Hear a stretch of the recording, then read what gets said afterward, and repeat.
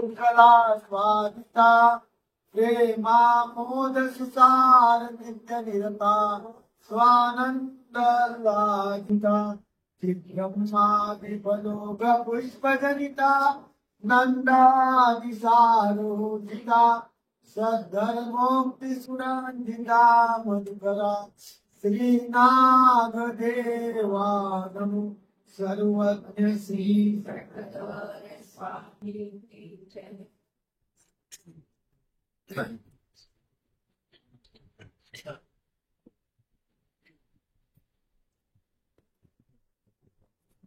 स्वामी श्री चक्रधरांच्या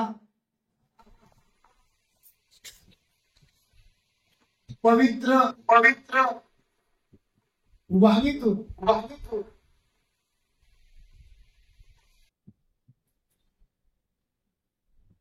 निरूपण केलेले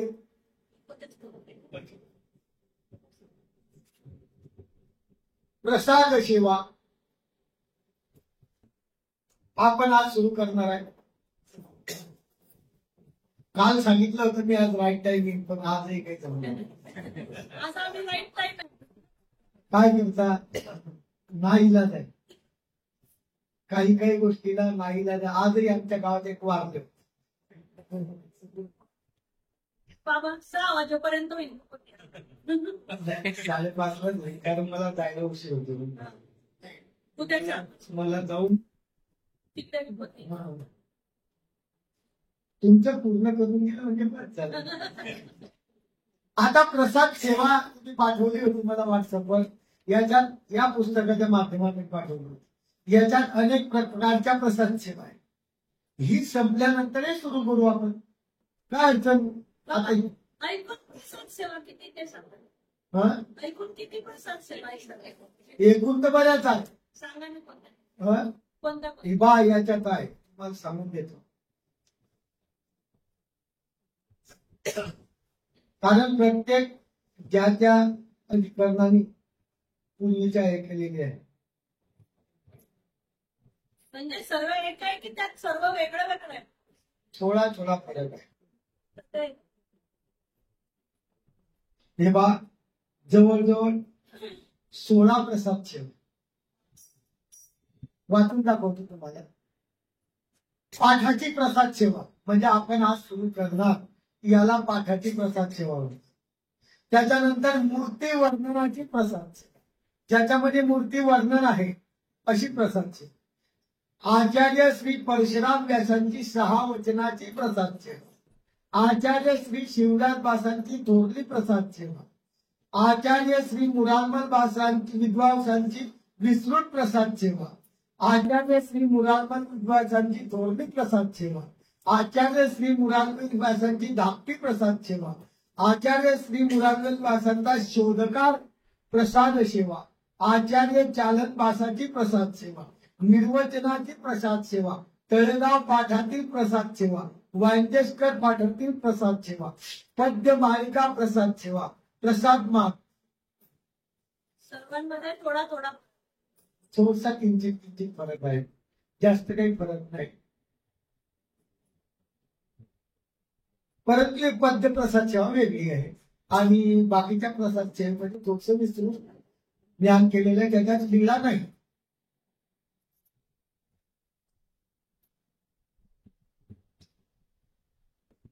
श्री परेशाय नमः.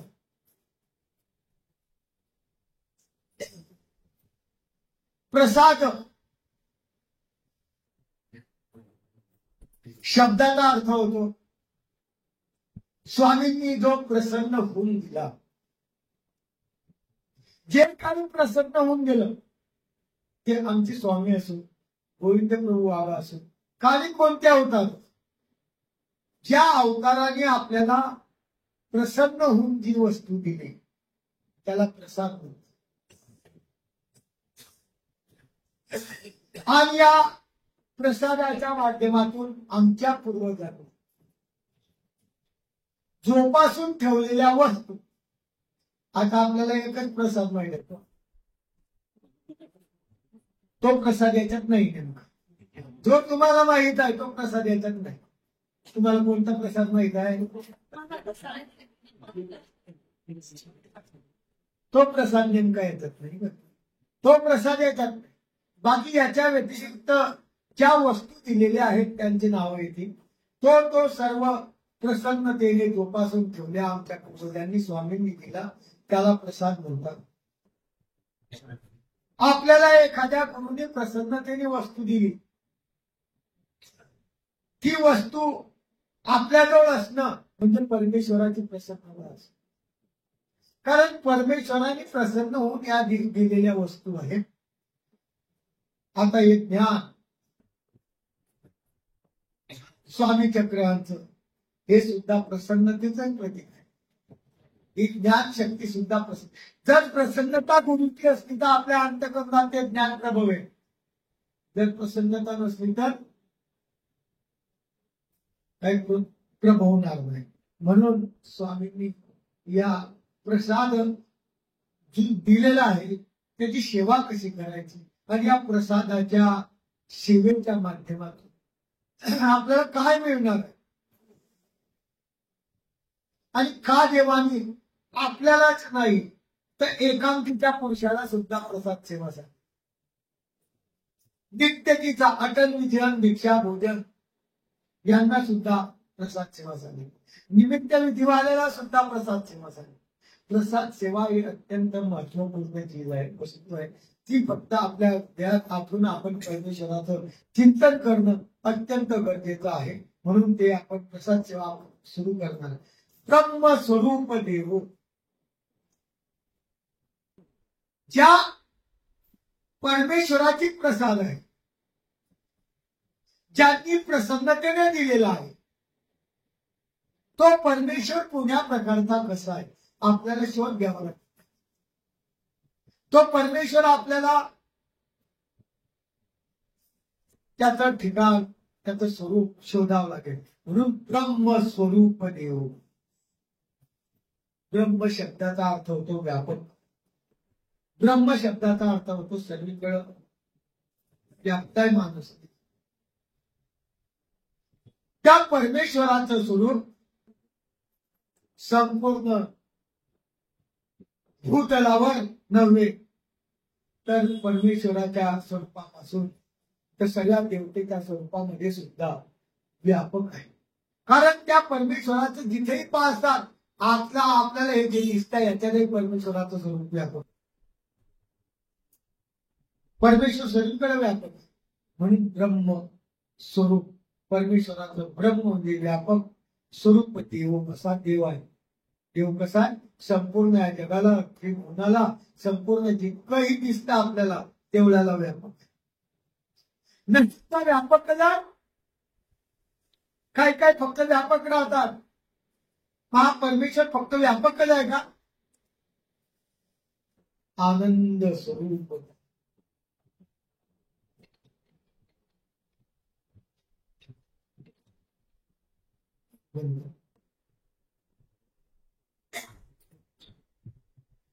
आनंद स्वरूप देव हा परमेश्वर नुसता व्यापक नाही. व्यापक असून त्या स्वरूपामध्ये आनंद भरलेला आहे. कारण आनंद जितकं स्वरूप व्यापक आहे तिथं तिथं परमेश्वराचा स्वरूप असेल तिथं तिथं आनंदच आहे. तिथं काय आहे? सर्व आनंद आहे. आनंद स्वरूप देव, आनंदाच्या माध्यमातून भरलेलं खूप मोठं स्वरूप आहे. परमेश्वराजवळ फक्त आनंद आहे. आपण मंदिरात येतात, जाणकार येतात, तज्ञानी येतात, मंदिरात येतात, मुलाला घेऊन येतात, आपल्याला आपण येतात, पाया पडतात, देवा आम्हाला सुखी ठेव. ऐकाने आमच्या मुलाला सुख लावू दे. परंतु जो जाणकार आहे तो सुख मागत नाही. सुखाची अपेक्षा कधीच करायची नाही. म्हणून प्रसाद सेवेमध्ये दुसरं वचन सांगितलं आनंद स्वरूप. कारण जिथे सुख म्हटलं तिथं दुःख आलं. तुम्हाला जर सुख पाहिजे असलं तर तिथं तुम्हाला दुःख आहे. प्रपंचात जरी सुख असलं तरी त्यासोबत काय आहे? दुःख. देवता फळाला जरी तुम्ही गेले, देवता सुख देतात व सुखासोबत काय देतात? मग काय पाहिजे आपल्याला? आनंद पाहिजे. म्हणून हे प्रसाद सेवा काय सांगते की आनंद स्वरूप देव. सुखाची कधीही परमेश्वराजवळ अपेक्षा करायची नाही. परमेश्वरा आनंदमय आहे आणि परमेश्वराला हमेशा विनंती करायची, हे परमेश्वरा आतापर्यंत अनंत सृष्टी माझ्या वाया गेल्या, अनंत सृष्टीमध्ये तू मला प्राप्त झाला नाही, आता तरी तुझ्या आनंदाला मला प्राप्त करण्याचा काय कर, प्रयत्न कर. म्हणून आनंद स्वरूप देव. आनंदाचं स्वरूप आहे. याच्यामध्ये परमेश्वराच्या आनंदामध्ये सुखाचा लवलेश सुद्धा नाही. जिथं आनंद आहे तिथं दुःखाचा लवलेश. परमेश्वराच्या प्राप्तीमध्ये आपल्याला आनंद मिळेल, त्याच्यामध्ये दुःख भेटणार नाही. आणि एखादी वस्तू तुम्हाला वाटेल, आनंद का होईना? आनंद स्वरूप जेव्हा आहे परमेश्वर, आनंदाचा दाता परमेश्वर आहे. पण एकच वस्तू जर तुम्हाला 12 महिने दिली किंवा 10 वर्ष दिली, 5 वर्ष दिली, तर त्या वस्तूचा कंटाळा येतो. कायम स्वरूपी जर तुम्हाला प्रपंचात सुख असलं तरी त्याचा कंटाळा येतो, दुःख असलं तरी त्याचा कंटाळा येतो. आता हा परमेश्वराची प्राप्तीमध्ये म्हणतात की गेल्यानंतर तुम्हाला खाली येणं नाही. यत् गत्वा न निवर्तन्ते तद्धाम परमं मम. असं असलेलं परमेश्वराचं धाम आहे. म्हणजे कायम तुम्हाला काय मिळणार? आनंद. मग आनंद मिळणार. मग एकच वस्तू तुम्हाला कायम स्वरूपी तुम्हाला गुलाबजामुन खाऊ घाल, खूप चांगलं वाटेल. कायम स्वरूपी बासंती खाऊ घातली, चांगलं वाटेल. मग परमेश्वराचा आनंद तर कायम स्वरूपी येतोय का तुम्हाला? मग कंटाळा येईल का नाही? कंटाळा नाही येणार. म्हणून ते म्हणतात आनंद स्वरूप देव. परमेश्वर तसा नाही. परमेश्वराचा जो आनंद आहे त्या आनंदामध्ये नवम नवम तम मधुरम तथा. त्याच्यामध्ये विशेष आहे. परमेश्वराच्या आनंदामध्ये काय आहे? नवम नवम तम उदरम तथा. दररोज आनंदाच्या लहरी वेगळ्या येतात. दररोज त्या जीवाला वेगवेगळा काय येतो? आनंद येतो. म्हणून कंटाळा यायचं म्हणून तो परमेश्वर कसा? आनंद स्वरूप चिद्घन स्वरूप देव. चित माया आणि मायेच्या स्वरूपात ग्राउंड स्वरूप आहे. तिथं हा परमेश्वर अवतरत असतो आणि याला सृष्टी संहार रचना उद्धरण याची प्रवृत्ती होती. असा चिद्घन असलेला स्वरूप, त्या स्वरूपाला सुद्धा देव, तो सुद्धा स्वरूप देव आहे. ज्ञान स्वरूप देव.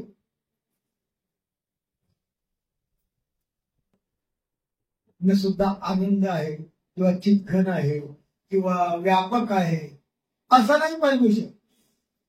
तर ज्ञान स्वरूप देव.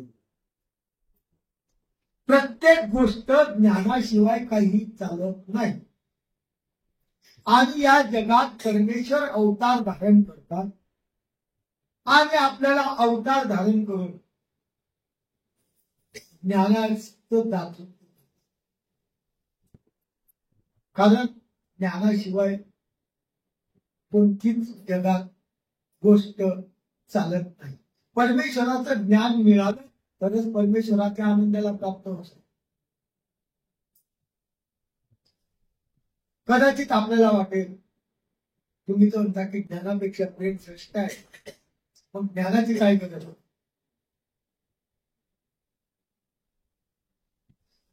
प्रेम जरी श्रेष्ठ असलं तरी प्रेमाचा अधिकार, घडवण्याची पात्रता, घडण्याची पात्रता आपल्यामध्ये आहे का? आपल्यामध्ये जर परमेश्वराच्या अहेतुक मायापूर भजन प्रेमाप्रती साधन असं जर स्वामींनी सांगितलेलं आहे, तर आपल्याला कधीच मायापुराचं भजन घडलं तर कधीच आपण उद्धार झाला होता. शक्य नाही. म्हणून तर ज्ञान झालं.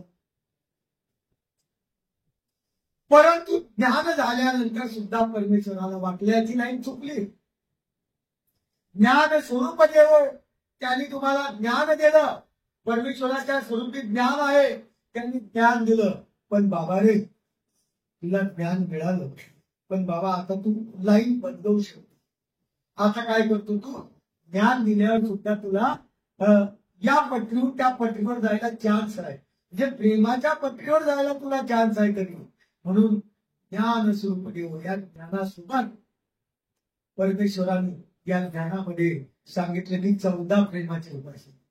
बाबा आता तरी प्रेम तू पात्र कर, म्हणजे प्रेम होणार नाही ज्ञान झाल्यावर असं जे म्हणतात हेही चुकीचं आहे. म्हणून ज्ञानानंतर प्रेमाची पात्रता सुद्धा तुम्हाला होऊ शकते. म्हणून ज्ञान स्वरूप देव म्हणजे ज्ञानाचं स्वरूप जे आहे अशा प्रकारचा परमेश्वर आहे. आणि तो परमेश्वर आहे कुठं, त्या परमेश्वराला शोधायचा आपल्याला. म्हणून तो परमेश्वर अव्यक्त सृष्टीमध्ये व्यक्त आपल्याला दिसतं, जे दिसत नाही त्याला अव्यक्त म्हणतात. जे दिसत नाही, आता देवतेंचे स्वरूप जे आहेत ते अव्यक्त आहे, पण देवता स्वरूपापासून ज्या विभागून येतात त्याला ब्रह्मांड म्हणतात, त्याला व्यक्त म्हणतात. तसा परमेश्वर सृष्टीमध्ये कवने करणे मुंची देना एके परमेश्वर येऊन तोच परमेश्वर निर्वेव निराकार असे भाव व्यक्त आहे. हा काय ना अव्यक्त आहे, निर्वेव निराकार असे, पण तू आहे पर कृपावशे, परंतु कृपया नसतं सावेव साकार हो, याला म्हणता अव्यक्त. म्हणून तो परमेश्वर कसा आहे, तो परमेश्वर अव्यक्त आहे, त्याचा कोणत्याच कुठेही स्थान पत्ता लागत नाही, ज्याला आद नाही, अंत नाही, मध्य नाही, असा असलेला अव्यक्त परमेश्वर या सृष्टीमध्ये आपल्यासाठी काही गरज आहे. त्या परमेश्वराला या जगात येण्याची काहीच आवश्यकता नाही, पण या सृष्टीमध्ये, या जगामध्ये, या कर्मभूमीमध्ये अवतर खाली येतो. वरचा परमेश्वर खाली येतो. कशा करता, खालच्या जीवाला वर नेण्या, खालच्या जीवाला वर नेण्याकरता वरता खाली येतो. म्हणजे भाग्यवान ऐकणे आपण, पण तरीही आपण काय, एखादी एकैशी वरती वास पाहिजे तर ऐसाची काळजी घे. साधेला चरित्र सांगितलं की एखाद्याला जर परमेश्वराकडे वास पाहिजे तर आपाप निघून जातील, आपापसून म्हणजे वरचा परमेश्वर खाली येतो आणि खालून तुम्हाला काय करतो, वर घेऊन. म्हणून ते म्हणतात की सृष्टीमध्ये अवतरून म्हणजे या जगात येऊन जीव धरावया. आपण सर्व जे जीव आहे यांचा उद्धार करण्यासाठी तोच एकच आहे तो परमेश्वर. या जगात उद्धरण करतो, उद्धरण ऊर्ध्व ज्याचं आहे, ज्याची चालत ऊर्ध्व आहे, असं उद्धरण जे करतो तो या जगात फक्त एकच. ते समज 81 कोटी 1,10 देवता आहेत. अनेक लोक या देवतेच्या माध्यमातून भक्ती करतात आणि भक्ती करून त्या त्या देवतेचं फळ प्राप्त करतात, पण उद्धार करण्यासाठी फक्त तोच एक समर्थ. आता तुम्ही म्हणसाल परमेश्वर एक समर्थ आहे, परमेश्वर आला आणि उत्तर दिशेला निघून गेला. परमेश्वर समर्थ आहे, पण परमेश्वर आता नाही, उत्तर दिशेला निघून गेलेला आहे. आपल्याला त्याची भेट नाही, आपल्याला तो भेटला नाही. मग त्याचे साधन सुरू, त्याचे साधन समजतं ना, कशाला म्हणतात,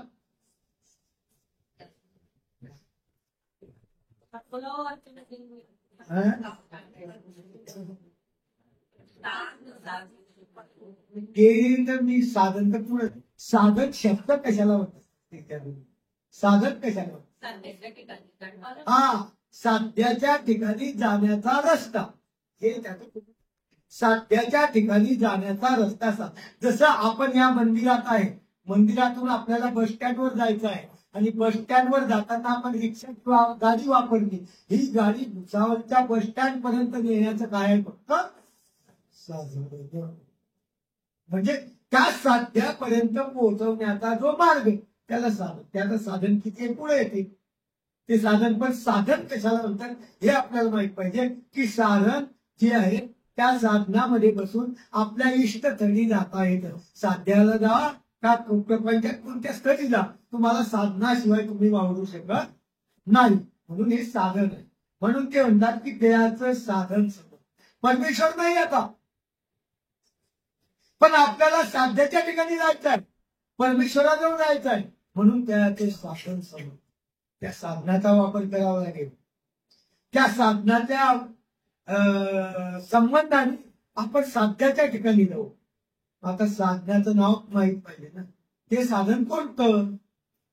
गाडी एसटी माहित आहे, बस माहित आहे आणि गाडी माहित आहे, आपल्याला माहित आहे. परंतु इथून परमेश्वर प्राप्तीला जाण्याचं साधन, त्या साधनाचं नाव काय? म्हणून ते म्हणतात तयाचे चारी पक्ष. चार ते साधन एक मी दिले. हो, किती दिले? एक तुम्ही विसरून द्या किंवा एक तुमच्या गडबडमध्ये काय उशीर झाला तर निघून जाईल. दुसरं येईल, तिसरं येईल. चार पक्ष. त्या साधनाचं किती पक्ष आहे? चार पक्ष. स्थान, प्रसाद, भिक्षुक आणि वास. परमेश्वराकडे जाण्याचे हे चार साधन आहेत. स्थान, स्वामींचं ज्या ठिकाणी थोडा वेळ विश्रांती आहे त्याला आसन म्हणतात. रात्री एखाद्या वेळेस थांबले त्याला वस्ती म्हणतात. 2 रात्र 1 दिवस थांबलेले आहे त्याला कुणी वस्ती म्हणतात. 3 दिवस 6 पासून 10 दिवसापर्यंत थांबलेले त्याला अवस्थान म्हणतात. आणि 10 दिवसाच्या वर 20 दिवसापासून तितकंही थांबलेले त्याला महास्थान म्हणतात. म्हणजे याला स्थान म्हणतात. स्थानाची आपल्याला माहिती की ज्या ठिकाणी स्वामी बसले. जसं जाळीचा देव असं नसतं. सावळद्वारा दोघा ठिकाणी आपण जातात, पण तुम्हाला जायच्या देवाला जाताना लोक जास्त दिसतात. परंतु सावळद्वाराला 20 दिवस. सावळद्वाराला किती दिवस थांबले? 20 दिवस. ते महास्थान. ते काय आहे? स्थान, अवस्थान, कुटी वस्ती, वस्ती आणि महास्थान अशा माध्यमातून ते स्थान आपल्याला आठवणं गरजेचं आहे. त्या स्थानी गेल्यानंतर त्या स्थानाची लीळा आपल्या डोळ्यासमोर येणं अत्यंत गरजेचं आहे. एखाद्या स्थानावर गेलो आणि मोठ्यावर नको ठेवलं. बरेच लोक काय करतात, यात्रेला जातात, नवीन नवीन सुनबाईला घेऊन यात्रा करतात. यात्रा करून आल्यानंतर वापस येतात. 5 दिवस यात्रा केली. काय होतं? सर्व मोठेच होते. स्थानाच्या ठिकाणी काय होते? सर्व प्रत्येक मोठ्यावर फक्त डोकं टेकवलं. त्याचा दोष आहे? कोणाचा दोष आहे? ज्यांनी नेलं त्याचा दोष. साधन पाहिजे. साधन त्याला बरोबर भेटलं नाही. म्हणून त्या स्थानावर स्वामींनी काय केलं हे आठवणं त्या ठिकाणी अत्यंत गरजेचं आहे. स्थाना देखता दंडवत घालावे, त्यानंतर ते तिच्या लीळा आठवली जाती. ते नमस्कारांत पडे असं देवाने सांगितलं. ते नमस्कारात पडतं. न सुद्धा डोकं ठेवलं चाललं हे नमस्कारात पडत. मी कालच मला प्रसादाचं सांगतो. प्रसाद नमस्कार केला, 4 ठिकाणी डोकं ठेवलं, पटापट पटापट गेलं, वर पाहिलं की चाललं. काही प्रसाद सेवा होऊन का? अनिष्ट. म्हणून त्या स्थान, प्रसाद,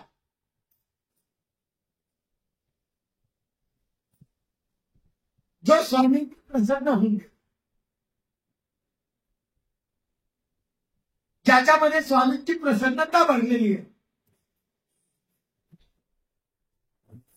तो आपण वस्त्र प्रसाद असेल तरी त्याला प्रसाद म्हणून, काही प्रसाद विशेषा सुद्धा प्रसादवत आहे, विशेष आहे, पण तेही प्रसाद नमस करण्याच्या योग्यतेचा लागतंय असे विशेष आहे. त्यांनाही काय म्हणू प्रसाद, की ज्या ठिकाणी प्रसन्नतेने श्री प्रभू बाबा किंवा आपल्या स्वामींनी लीळा केलेल्या, जसं क्षेत्रकाळ, जसं निवड,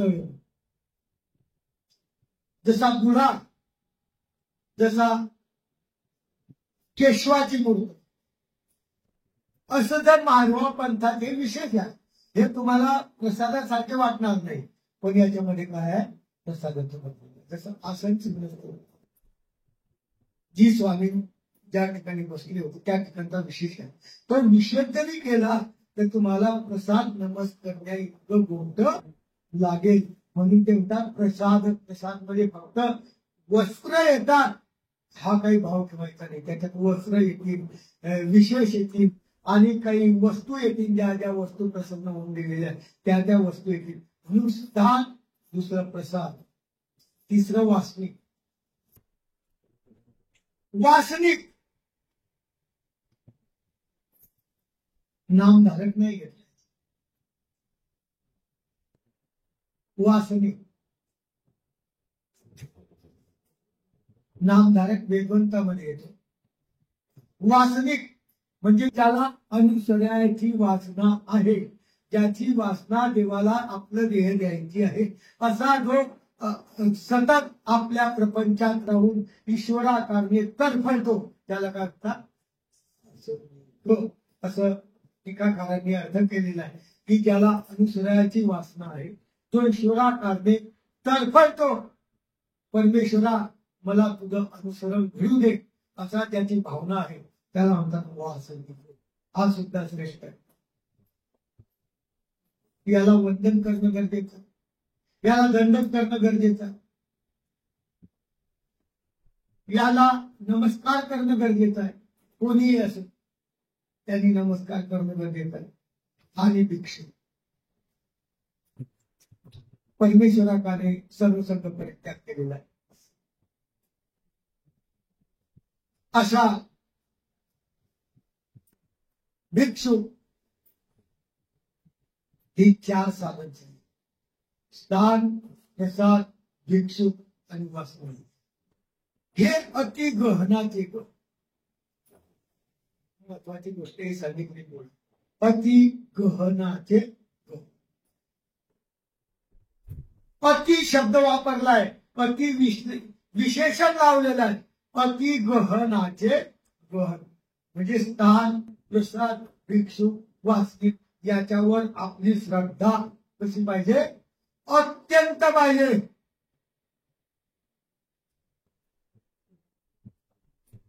वासनिक भेटल्यावर नम्रतेने दंडवत करायला पाहिजे. एखादा साधनवंत भेटला आपल्याला, कुठे गावाला चाललो आहे, साधनवंत भेटला, ओळखीचा नाही पण अंगावर वस्त्र आहे, दंडवत करणं हे साधनाचं लक्ष. आपल्याला काही घेणं, पण त्याला दंडवत करणे काय आपली पद्धत नाही. कसं आहे, ओळखीचा असला तर आपण जवळ जातो, बिन ओळखीचा असला का करत नाही. प्रसाद सेवा शिकतो. प्रसाद सेवेमध्ये असं सांगितलं नाही ओळखीचा भिक्षू, ओळखीचा वासनिक, असं कुठं लिहिलेलं नाही. स्थान, प्रसाद, वासनिक आणि भिक्षू हे या प्राप्तीला जाण्यासाठी हे चतुर्विध साधन अत्यंत गहनाचे गहन आहे. यांच्यावर आपली श्रद्धा भाव अत्यंत दुर्लभ असावी की जी साधनावरची श्रद्धा कधीही डळमळीत व्हायला नको. आपली साधनावरची श्रद्धा डळमळली की परमेश्वर आपल्यापासून दूर गेला. स्वामींच्या संविधानी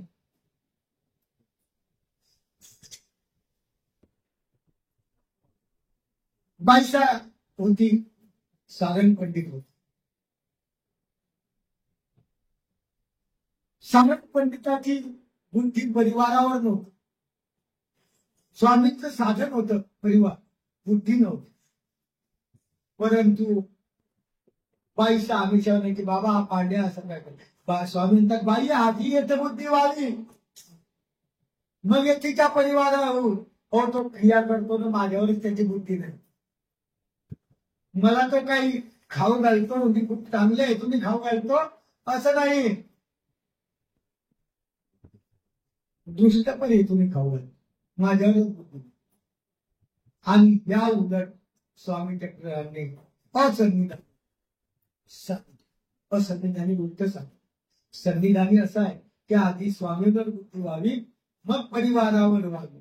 परंतु आता आपण असंविधानी, स्वामी आपल्याला निघून जाऊन कितीतरी दिवस झालेले आहे, स्वामी आपल्याला निघून गेले. तेव्हा स्वामींनी सांगितलं महाराजाला निमित्त करून की असंविधानी चतुर्विध सांग.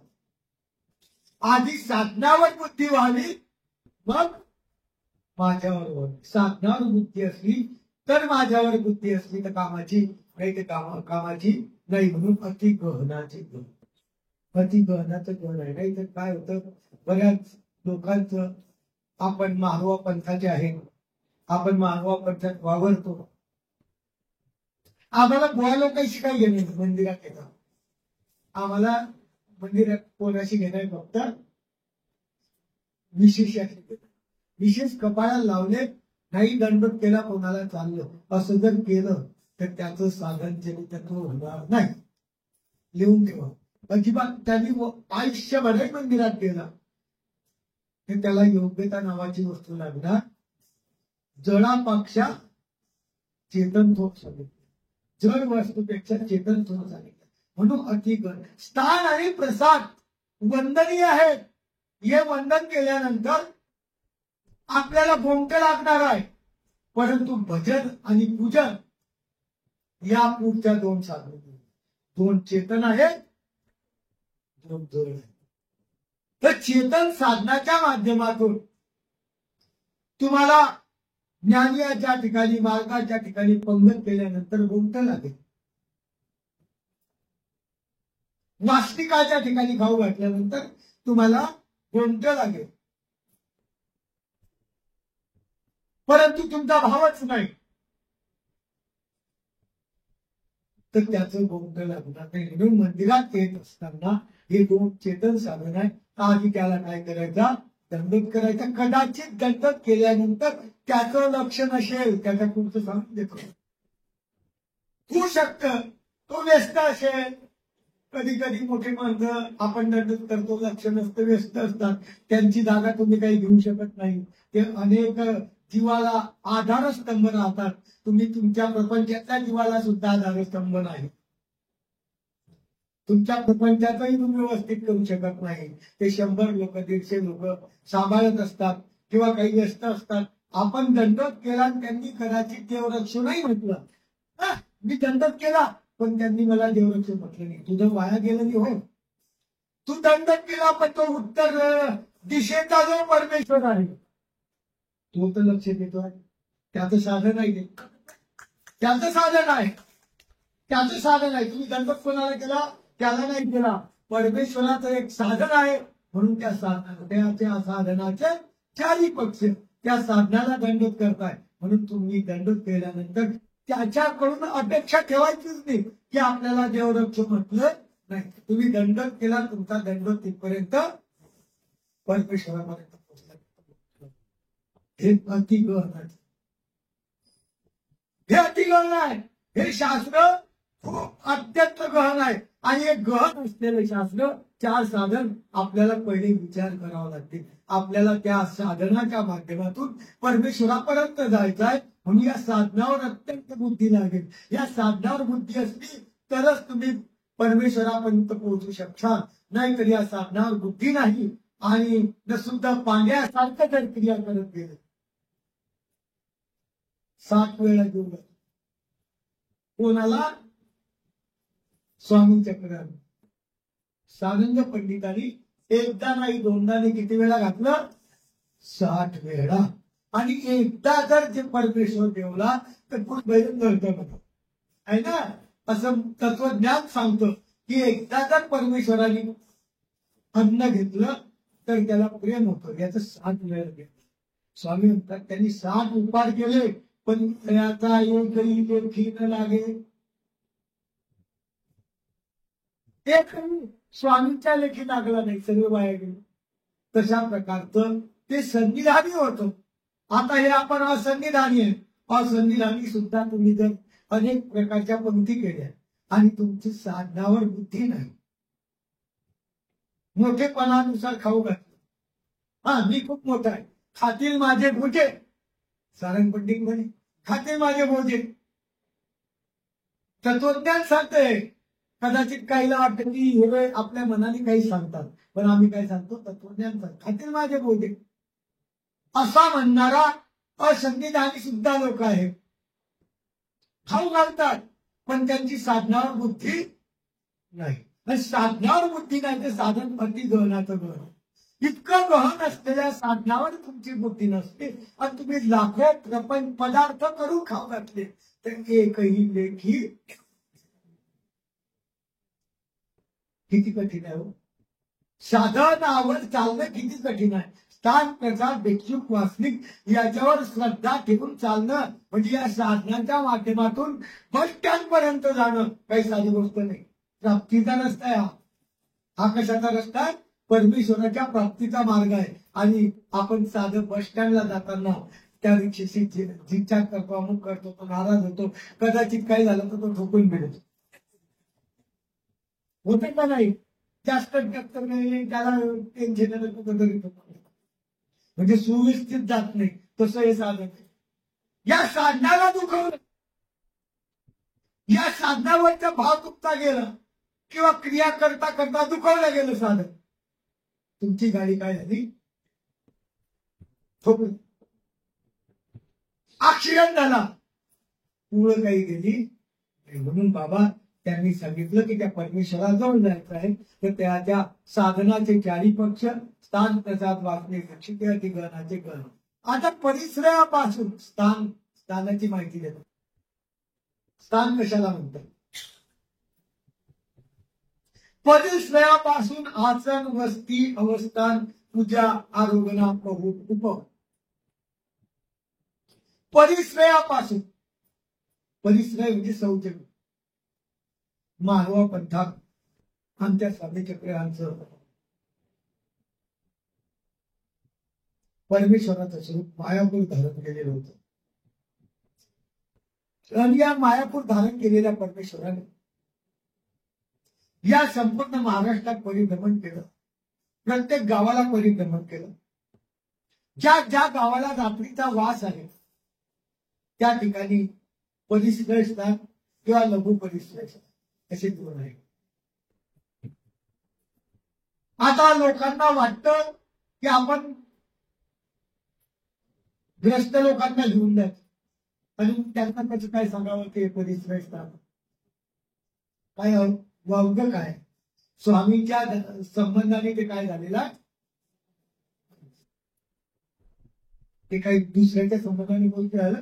स्वामींच्या संबंधाने बोलतोय ते लघु असो का दीर्घ असो ते सांगणं गरजेचं आहे. स्वामींनी तिचा परिसर केलेला आहे. त्या जागेवर स्वामी बसलेले भाग्य आहे त्या जागेचं की त्या जागेवर परमेश्वराचा संबंध आला. आपण त्या सौख्य विचारलेला आहे की ते नाही की परमेश्वराचा स्पर्श आला. म्हणून परिसरापासून ते स्थान सुद्धा आठवणं गरजेचं आहे. त्या स्थानाच्या जेव्हा वंदन करतो ना की स्वामी इथं परिसर केला हे आठवणं आपल्या अंतःकरणात गरजेचं आहे. तिथं स्वामींनी असं असं केलं हे आपल्याला आठवून त्याचं ग्रंथ घ्यावं लागेल. ते लघु परिसर असो का दीर्घ परिसर कोणतेही परिसर असो ते आपल्याचे हे संबंध गेले जे कोणते आहेत स्वामींच्या संबंधाचे जे आहेत ते आपल्याला वंदनीय आहे. म्हणून सुरुवातीला पहिलं स्थान काय घेतलं? परिसर. परिसर सुद्धा आपल्याला आठवणं हृदयात अत्यंत गरजेचं आहे. म्हणून परिसरापासून आठवताना काय सांगितलं?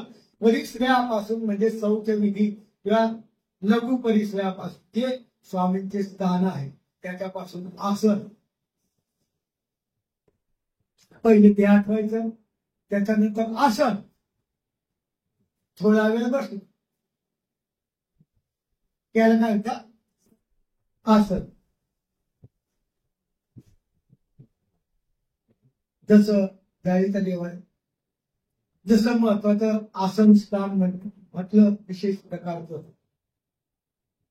की ज्या ठिकाणी स्वामी भक्त थोडा वेळ सांगितले बसले आणि बहुमोल कार्य केलं असं आहे भेटीचा वर. त्या ठिकाणी स्वामी फक्त आसनस्थ झाले पण तिथं सर्व संबंधाचा निरोध देऊन टाकला. हे स्थान का वर्णन करावं असं काय, किती सामर्थ्य राहतं काय राहतं, हे सर्व स्वामींनी माहीम भट्टाला त्या ठिकाणी सांगितलेलं. म्हणजे आसन थोडा वेळ बसले याकरता आसन. म्हणजे त्या ठिकाणी स्वामींनी बसल्यानंतर काय केलं, त्या विश्रांती घेतली ते आठवणं. त्या जगाचा विसवता ठाय तो त्या ठिकाणी बसलेला आहे. तिथं परमेश्वराजवळ आपण बसून विनंती केली, परमेश्वराजवळ विनंती केली की परमेश्वरा तुम्ही या ठिकाणी विश्रांती घेतली, विसवता ठाय आहे, तसे आमच्या अंतःकरणात अनेक प्रकारचे दोष आहेत आणि रज तम सत्व याच्यानी काय झालेलं आहे म्हटलं आहे. असं त्रिगुण सत्वाचं त्रिगुणात्मक दोष माझ्या ठिकाणी आहे. त्याचा विसव काय कर हे करून टाक परमेश्वरा. म्हणून ते आसन वस्ती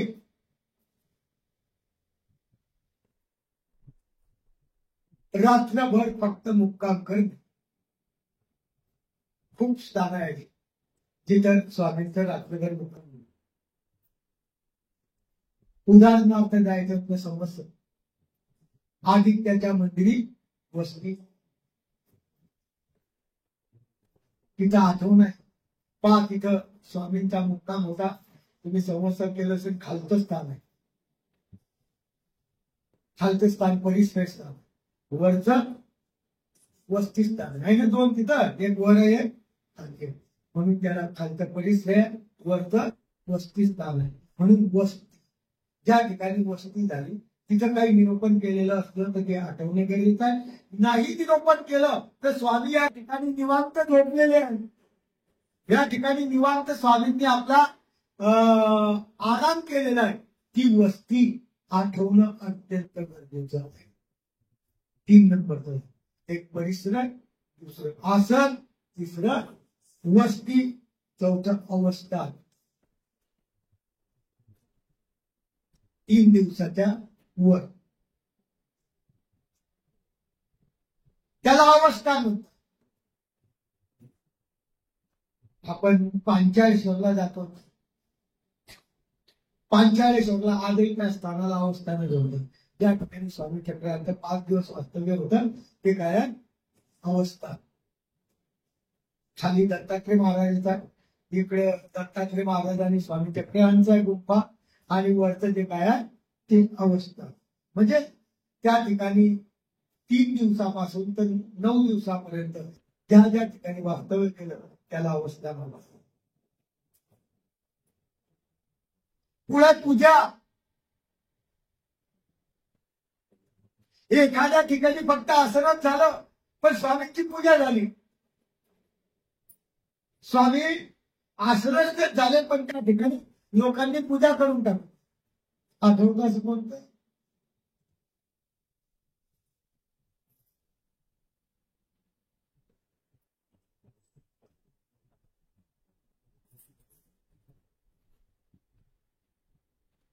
नाही.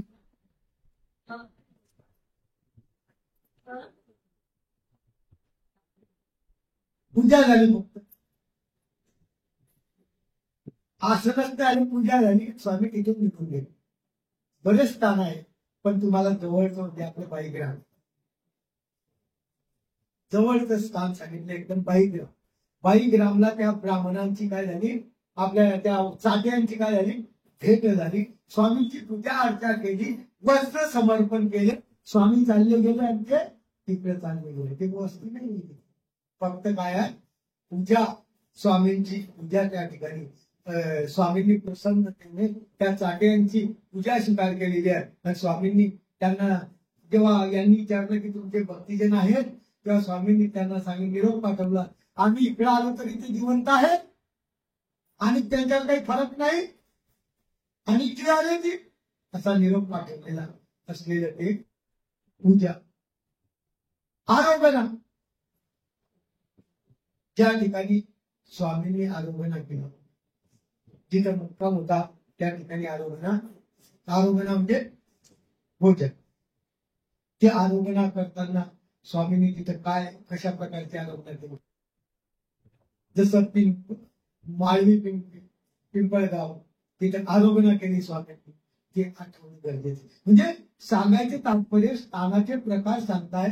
ज्या स्थानाला गेल्यानंतर त्या स्थानी काय केलं ते आठवणं, ते या चतुर्विध साधनामध्ये येतं. आणि हे प्राप्तीकडे जाण्याचं याच्याने योग्यता होत.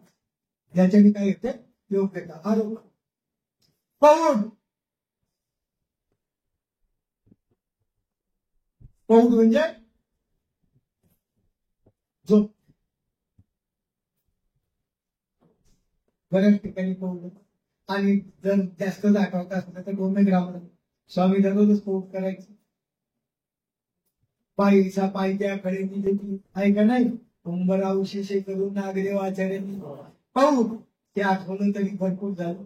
पौड आपण आता घरी बसलो आहे, आपण काही स्थानाजवळ नाही ना, आपण आता घरी आहे. तर मग काही स्थानाची जर माहिती आपल्याला घरून आठवायची आहे, आपल्याला प्रसाद सेवा करायची आहे, तर मग इथं बसून जे आठवेल ना आपल्याला, जे सोपं पडेल ते आठवणं गरजेचं आहे. उपहोड 2 ग्रामचा आठव. स्वामी पश्चात होती ती हित खा करी ती वायशे सुद्धा जवळ होती, आहे का नाही. अशा प्रकारचा प्रसाद पूजा अवसर आहे. ते उपहूत केल्यानंतर बाईसा काय करायची, उपान्न वाहून ठेवायची. हे सर्व आठवल्यानंतर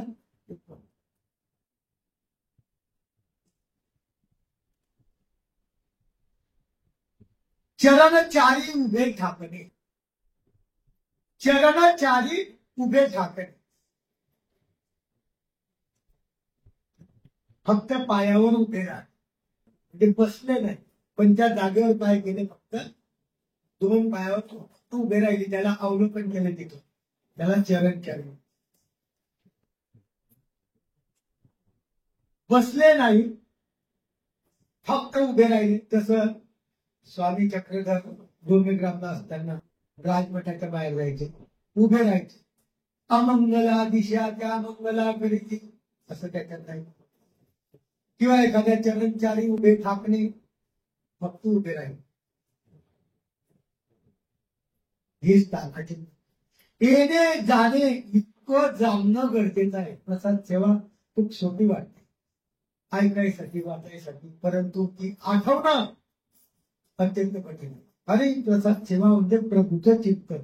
प्रभूचं चिंतन म्हणजे प्रभूचं स्मरण. आणि स्मरणाने जेव्हा होतो,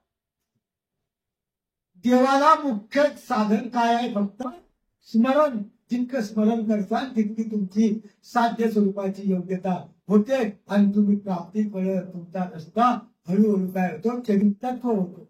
म्हणून केले स्थानाचं हे घ्यावं, हे जाणावं, घ्यावं आणि सोडून द्यावं.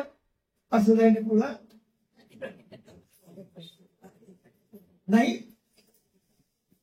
गोखवे आहे का, मला वाटलं सोडून द्यावं. हे घ्यावे आणि सोडून द्यावे हे महत्वाचं आहे. हे घ्यावं घेतात सर्वच, ऐकायला सर्वच, आणि मंदिरच्या बाहेर गेले की सोडून देतो. म्हणून ते तसं नाही. घ्यावे आणि भोकावे. भोकावे शब्द, भोकावे म्हणजे काय, परत परत परत परत परत आवर्तन करावं. नागदेवाचार्याला संगमेश्वरला बोध झाला, स्वामींनी निरूपण केलं. ते स्थानावर गेले त्यांच्या झोपायच्या. दुसऱ्या दिवशी स्वामींजवळ आले. स्वामी म्हणतात, का झोप झाली का?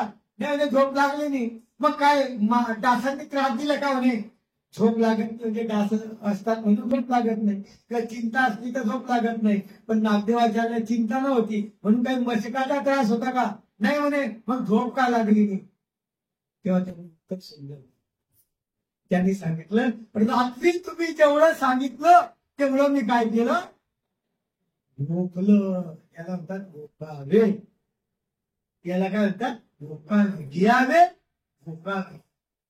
पण भुकत असताना नमस्कार त्याच्यावर व्हावं, सांगा नमस्कार करावा, अशा पद्धतीनं करावं की तो परमेश्वराचं वाक्य आहे, परमेश्वराचं स्थान आहे, परमेश्वराची लीला आहे, परमेश्वराचा मार्ग आहे. परमेश्वराने आतापर्यंत अनेक मार्गाच्या माध्यमातून आपल्याला हे सांगितलं, ते नमस्कारावं, नम्रतेपूर्वक घ्यावं. वंदन करताना आपली नम्रता पाहिजे.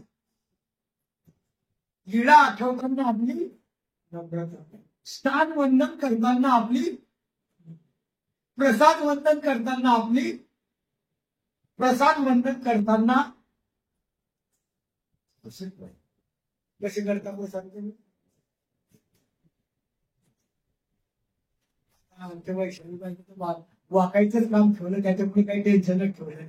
परंतु लोक प्रसाद असा असा उतरावं, त्याला नम्रतापूर्वक खाली वाकूनच जर नमस्कार केला तर ते योग्य ते आणतात पुढे, नाही तर नाही. तेव्हा मी तिला आता यासाठी बरं झाला की तिथे वाकावलं, किती ताट माणूस आला आणि त्याने विचार केला, त्याला झुकावंच लागेल. म्हणून ते म्हणतात नमस्कार. नमस्काराची कोणतीही गोष्ट नम्रतेपूर्वक. हे जी केली कशास्तव? स्वामी म्हणता हे कशास्तव? ना गोसावी भट्टो बासा ते म्हणितले, हे देखिया संबंधा गेले ते तुले ओटे गोटे, आद करून तुम्हा नमस्कार नियती का. हे वंदन करावं, आठवावं, असं कुठं लिहिलेलं आहे? प्रसाद सेवाकारांनी आपल्याला प्रमाण दिलं, हेच केली. तू वंदन करायला सांगितलं सिद्धेवानी, तेच केली ना. गोसावी भट्टो बासा ते तुला, आमच्या स्वामींनी नामदेवाचार्याला सांगितलं, हो नियंत्रिया संबंधा गेले ते तुले ओटे गोटे, आद करून तुम्हा नमस्कार नियत. अरे हे नागदेवा, आतापर्यंत तुझ्या संबंधाने, माझ्या संबंधाने जे पवित्र झाल्या वस्तू, पोटा असो का तुझ्यासाठी तो काय आहे, तुला तो काय आहे, तो आसनाचा असो का वस्तीचा असो का चरणचारी उभा राहण्याचा असो, तो कोणताही विशेष असो, ते कोणतंही स्थान असो, ते काय आपल्याला वंदनीय आहे. म्हणून ते तिथे काही काही लोक काय असतात, नाही चालले हे स्थान वस्ती स्थान आहे, हे स्थान असं सोडून द्या, पुढचं महास्थान करू, चुकीचं आहे. स्वामींनी असं नागदेवाला सांगितलं, जे आमच्या संबंधाने पवित्र झालं ते काही असो, तो ओटा असो गोटा असो, तुम्हाला नमस्कार नाही. माये सनी देमती कैशी,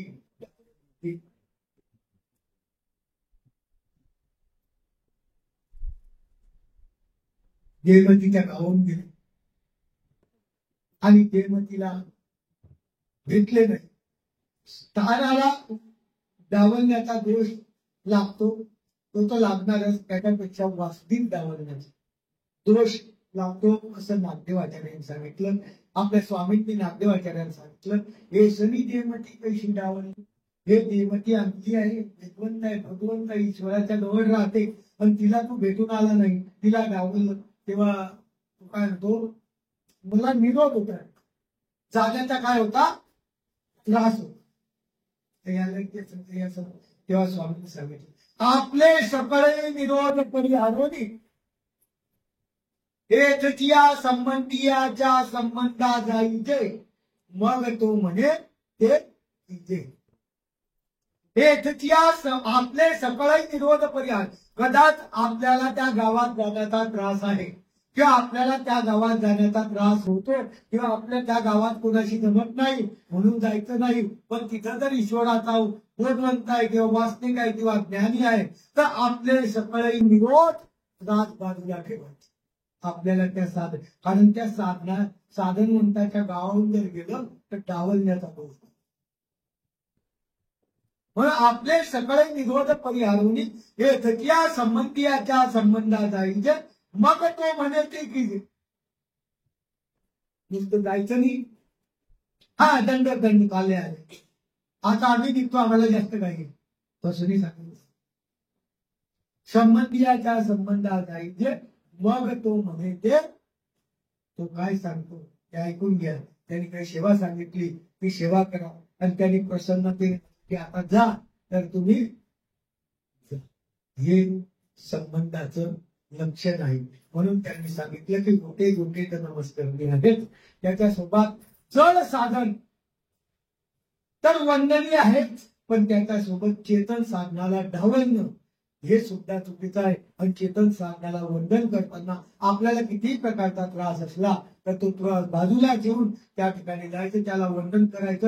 एकमेका भेटल्या हे भेटल्या ते गोमटे एकमेका भेटल्या हे भेटल्यानंतर ते परमेश्वर भेटल्याचं गोमट आपल्याला भेटणार. एखादा साधनवंत एकमेकाला भेटला तर जैसा काही परमेश्वर भेटला. कारण परमेश्वराचा साधनवंत आहे, तो परमेश्वराचं साधन आहे आणि त्याच्या माध्यमातून आपल्याला परमेश्वरापर्यंत जायचं आहे. हा भाव जर अंतःकरणात असला तर नक्कीच आपल्याला या प्रसाद सेवा ऐकण्याचा जे फायदा आहे, जे आपलं चरित्र पाहिजे नक्की